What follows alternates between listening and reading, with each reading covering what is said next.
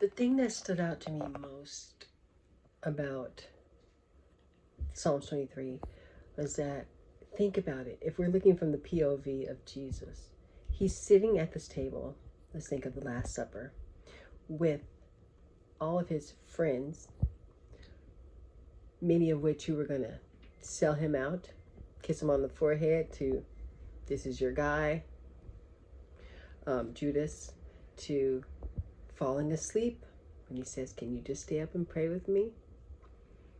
Saul, James, I believe. Anyways, the three guys he asked to come pray with me, and they fell asleep 3 times. Peter denied him thrice. He sat there and had dinner. They had dinner with the GOAT, the greatest greatest person in all of history. And they offered him up in many ways to death. But yet he had dinner. He dined with them. Imagine dining with Michael Jordan and then knowing in the back of your head you're about to kill him.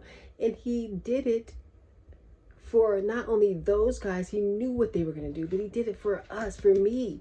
He knew at some point this girl was going to be alive and she was going to fail and be ratchet at times.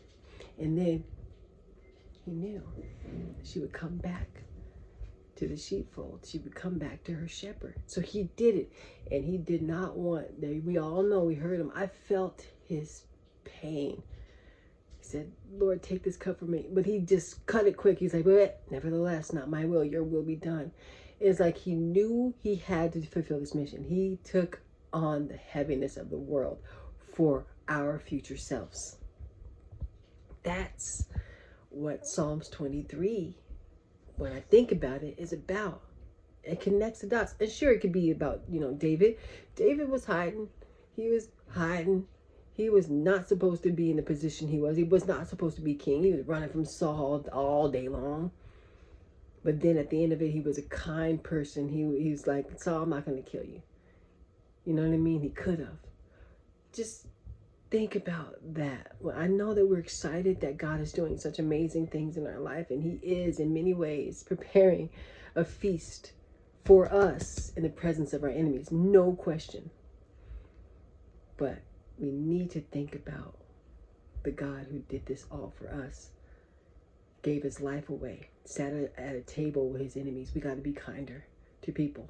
We have to know that even though they hate us, we must love like Jesus loved. We have to. Because if he could do it, so can you.